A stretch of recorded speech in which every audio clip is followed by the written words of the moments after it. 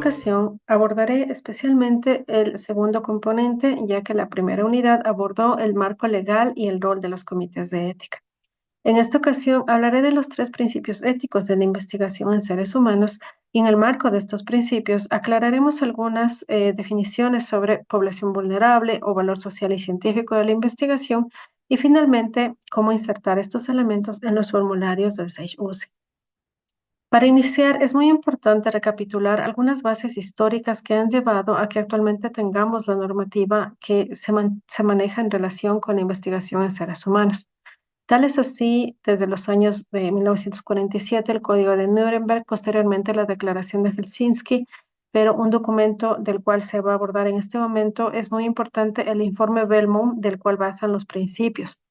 Y a su vez, lo que corresponden a las pautas SEOMS, dichas pautas pues fueron encargadas precisamente al Consejo de Organizaciones Internacionales de Ciencias Médicas para que desarrollen varios de los criterios que pues bueno se abordan y que aclaran muchos de los aspectos, por ejemplo, relacionados a la función que tienen los comités de ética, a cómo se debe abordar un consentimiento informado, acceso a los beneficios, prestación de servicios de salud, distribución de cargas y beneficios, entre otros. Pues bien, en las pautas SIOMS, que también se menciona como un material complementario de este módulo, es muy importante de reconocerlas. Bueno, estamos hablando de las del año 2016, existen otras que han sido escritas y actualizadas continuamente, pero la que vamos a abordar es la que corresponde a las 25 pautas éticas y 4 anexos que analizan el valor social y científico de las investigaciones relacionadas con seres humanos, los beneficios de los participantes, participación en comunidades, entre otros tópicos de interés. El objetivo de esto es también que ustedes se familiaricen con algunas de las pautas y que de esa manera, si es que la necesidad de su tema o investigación lo merita, pues ustedes puedan hacer uso de las otras pautas como pueden ver en esta lista. Iniciaremos primero por analizar los principios éticos que de acuerdo al informe Bellmont pues regulan mucha de la investigación en seres humanos, como es precisamente el respeto, la justicia y la beneficencia. Empezaremos por hablar del respeto. Significa que no podemos usar a las personas para conseguir algún fin, sino que reconocemos que los individuos son libres de tomar sus propias decisiones. A esto nos referimos cuando hablamos de autonomía. ¿Cuáles son las formas en las cuales cumplimos con el respeto? Pues precisamente es a través de un consentimiento informado. Pero además debemos estar conscientes de que al reconocer esta autonomía, también tenemos que reconocer que existen algunas poblaciones con capacidad disminuida de tomar sus propias decisiones y por lo tanto tienen derecho a ser protegidos. Y a eso es lo que se conoce como población vulnerable. Respecto al consentimiento informado, pues efectivamente es un proceso en el cual una persona considerada competente o su representante legal autorizado confirma su participación voluntaria después de haber sido informado y haber comprendido todos los aspectos. Este documento es tal vez uno de los que más nos identifica con los principios éticos. Sin embargo, tenemos que aclarar que no es un documento, sino un proceso, ya que implica varios pasos que tienen que estar detallados dentro del protocolo para saber que efectivamente estamos cumpliendo con el principio de respeto hacia esa persona. Dada la amplitud del tema y las diferentes detalles y aspectos que se abordan en el consentimiento informado, pues este será abordado ampliamente en el módulo 4 de este curso. Justamente respecto al principio de respeto, decíamos que significa que no podemos usar a las personas para conseguir algún fin, pero además hay personas con capacidad disminuida para tomar sus propias decisiones y por lo tanto tienen derecho a ser protegidos. Esta incapacidad sustancial para proteger intereses propios es lo que se conoce como vulnerabilidad. Y ahí tenemos que hacer uso de la pauta número 15 de las pautas éticas de las SIOMS, como les mencionaba anteriormente. En este caso, la pauta 15 menciona que vulnerabilidad no es tan solo la incapacidad individual de proteger intereses propios, sino también grupal, porque pueden ser circunstancias en las que las personas viven, lo que aumenta la probabilidad de que esto tenga un mayor riesgo. Y aquí una diferencia fundamental. No es lo mismo población vulnerable que población en situación de vulnerabilidad. La población vulnerable, desde una perspectiva individual, correspondería precisamente a características de ciertos individuos, como por ejemplo mujeres embarazadas o personas en una terapia intensiva, es decir, que tengan una capacidad limitada para negar el consentimiento individual. Pero desde una perspectiva social, estamos hablando que las personas pueden vivir en una situación vulnerable, como por ejemplo aquellas beneficiarios de asistencia social, analfabetos, desempleados, personas en relación jerárquica o minorías étnicas, en donde justamente pues estas poblaciones primero poseen características que históricamente y lamentablemente los han hecho altamente elegibles, no necesariamente por un beneficio para esta población, sino más bien porque pues se asume que al ser incluidos en este protocolo, pues ya de por sí les estaríamos dando un beneficio, porque de por sí resulta ser una población con falta de acceso a servicios, por ejemplo, de salud. En ese sentido, vamos a mencionar algunos ejemplos de lo que se considera población en condición de vulnerabilidad. Aquí mencionábamos, por ejemplo, población que vive en pobreza, en asistencia social, analfabetismo, empleados informales, pero también podríamos mencionar otros ejemplos como lo son, por ejemplo, las minorías étnicas o que hablen otro idioma, personas que viven en una situación legal o política compleja, por ejemplo, los migrantes, condiciones de subordinación o de relaciones jerárquicas, y aquí mencionamos, por ejemplo, a estudiantes, militares, policías, ya que estas personas viven en un ambiente coercitivo. Es decir, muchas veces son vulnerables, sobre todo porque no pueden defender sus propios intereses. Para ejemplificar mejor esta situación y lo mencionado en este principio, vamos a analizar este caso. Se trata de un proyecto que está ya publicado, realizado en México, que analiza la exposición de poblaciones rurales a la enfermedad de Chagas. El objetivo de este proyecto fue conocer la magnitud del riesgo al que están sometidas las comunidades indígenas mayas y sus factores más importantes, con el fin de diseñar estrategias de control eficaces para eliminar justamente exposición y vulnerabilidad frente a la enfermedad de Chagas. Metodológicamente, pues, esta investigación aborda dos aproximaciones. Por un lado, toda la conducta de insectos, estudios con reservorios animales, dinámicas de vectores y mamíferos, pero por otro lado también aborda a los individuos a través de entrevistas o cuestionarios. Es en este punto en donde nosotros tenemos que hacernos las siguientes preguntas. ¿Podemos estar frente a un caso de población en condición de vulnerabilidad?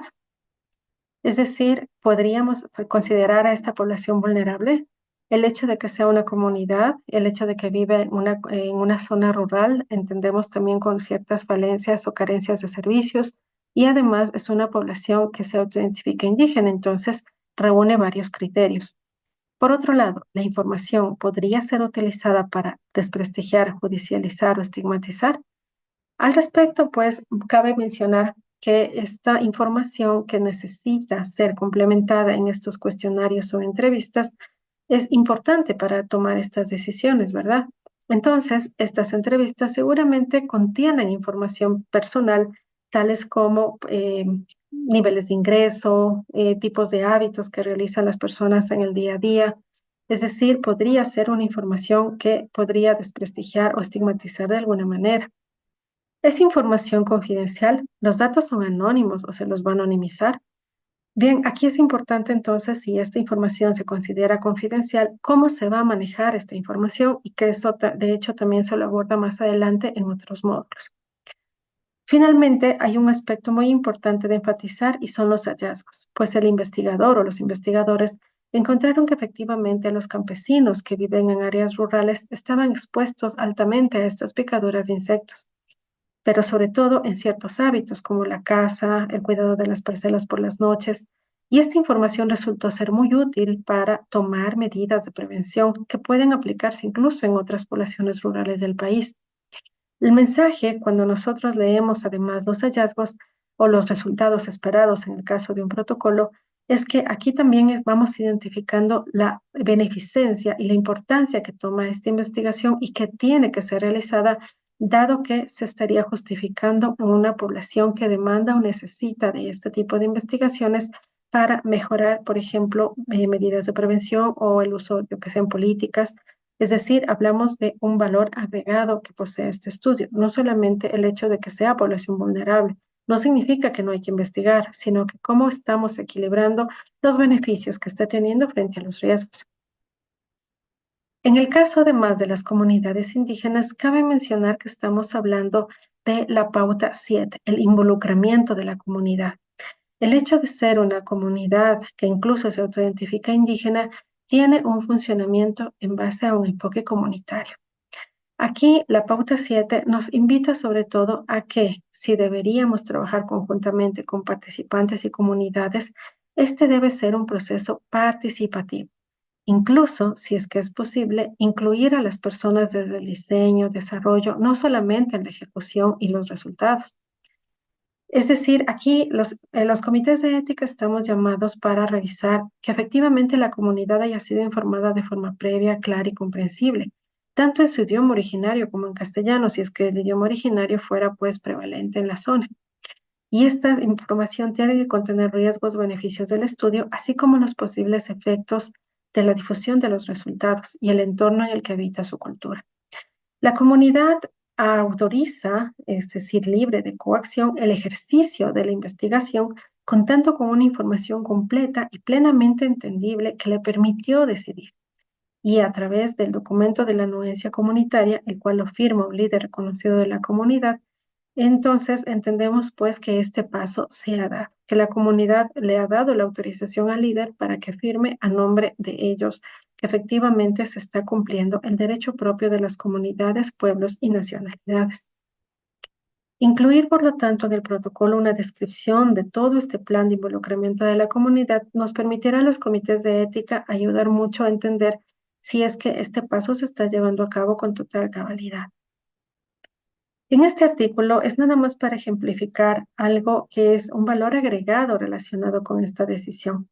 En la traducción podemos decir que este artículo dice cuidar en la investigación intercultural las lecciones que este estudio de planificación familiar de Guatemala les dejaron. Efectivamente, al momento que se realiza o se analizó desde el diseño, se involucró desde el diseño en la comunidad, este estudio nos enseña cómo les permitió mejorar muchos aspectos metodológicos, prácticos y éticos en investigación intercultural. Por ejemplo, este estudio logró mejorar sus instrumentos, su reclutamiento, hacer incluso entrevistas multilingües, que les permitió llegar a mejores resultados. Es decir, más allá de solo el cumplimiento de una norma ética, incluso esto va a permitir un mejor abordaje de la investigación. Ahora pasamos a hablar del principio de justicia. En este caso, con este principio hablamos de que los riesgos y los beneficios que se pueden anticipar de una investigación deben ser distribuidos por igual entre las personas, es decir, una justicia distributiva. La selección de los participantes es una forma en cómo los investigadores, es una forma como en las investigaciones se aplica el principio de justicia. La selección de los participantes, por lo tanto, tiene que ser de manera equitativa y sobre todo enfatizando con que no sean seleccionados solo porque son fácilmente accesibles, sino que argumentamos claramente cuál es la razón por la que se ha seleccionado esta población, no incluirlas indebidamente, ya que evidentemente pues allí podría pasar que no se van a beneficiar de la aplicación posterior de los resultados. Esto se complementa mucho con el principio de beneficencia, que efectivamente nos habla de la obligación de procurar el bienestar de las personas. Los beneficios para el individuo deben superar a los riesgos, en pocas palabras. Y para eso los investigadores tenemos que primero estar claros de que toda investigación tiene un riesgo. Por lo tanto, identifíquenlo y describan cómo piensan minimizarlo. En este caso, invitamos a leer la pauta 4, posibles beneficios individuales y riesgos de participar en una investigación. En este caso, el investigador, el patrocinador y los comités de ética también deben considerar el riesgo para los grupos y poblaciones, así como todas las estrategias que se plantean para minimizar estos riesgos. Asegurarse de que los riesgos para los participantes se minimicen y se equilibren apropiadamente en relación con la perspectiva para obtener un beneficio y los posibles beneficios individuales y riesgos del estudio deben evaluarse en consulta con las comunidades como se mencionaba anteriormente, ¿no? En la pauta 7 del involucramiento de la comunidad. Por lo tanto, es muy importante identificar los posibles riesgos del estudio y cómo se planea minimizarlos. Para esto, ayudará mucho que se haga una descripción detallada de todos los procedimientos, pues ahí uno entiende en qué punto podría haber un riesgo y además cómo plantean garantizar este bienestar físico, mental y social de la población de estudio. Otro punto importante es que la idoneidad de los investigadores, herramientas de levantamiento, en fin, todos los aspectos metodológicos nos hablan mucho también de cómo esto reduce el riesgo. Si estamos frente a un investigador con más conocimiento, pues definitivamente esto bajaría el riesgo. A su vez, estamos hablando, por lo tanto, de una armonía entre el problema, la justificación y la metodología, porque aquí es donde nos explican claramente cómo planean cumplir los objetivos. Por lo tanto, se debe explicar claramente la beneficencia del estudio de la mano con los riesgos. Y esto, pues, también va de la mano con entender, por lo tanto, cuál es este valor social y científico que tienen las investigaciones. Es decir, no se trata de generar miedo a investigar, por ejemplo, una población vulnerable o excluirlos, sino que incluso aquí nosotros justificamos, tenemos mayor beneficencia frente a estos casos. Por lo tanto, los comités de ética estamos llamados a defender y ser la voz de las poblaciones, pero a su vez vigilar cómo los investigadores piensan proteger a las personas de ser reclutadas contra su voluntad, así como prevenir y evitar daños que más bien promuevan el bienestar individual y colectivo.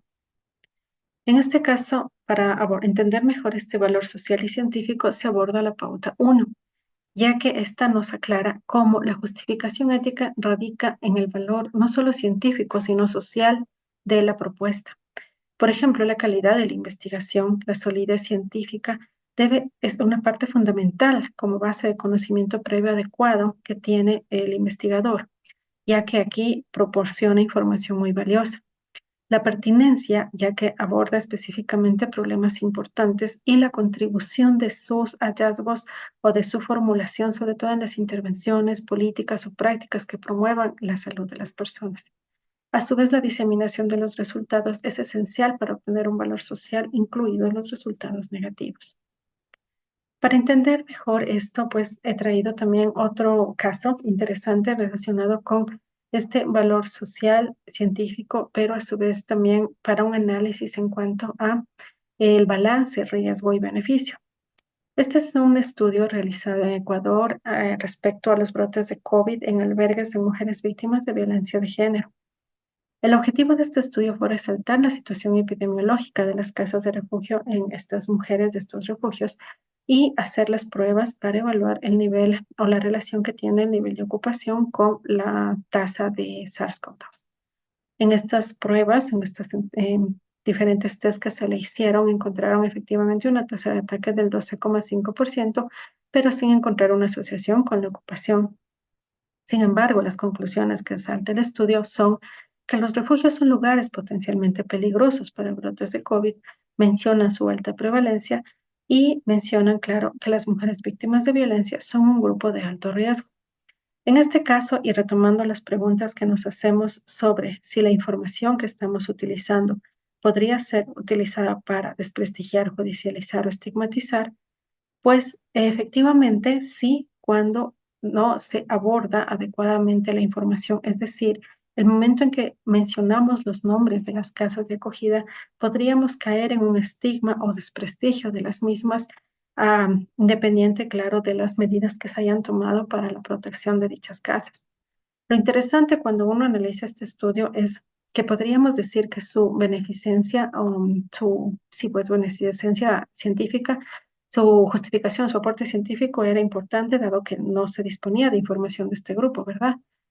Y sin duda, socialmente podríamos decir, siempre y cuando, claro, se justifique una beneficencia alrededor de qué apoyo podríamos dar para que más bien estas casas de refugio sean lugares seguros, pero a su vez analizando el balance riesgo-beneficio, pues el riesgo está grandemente expuesto dado que se trata de una población vulnerable, doblemente vulnerable, y dado que se ha manejado información de manera no confidencial en la exposición de los resultados.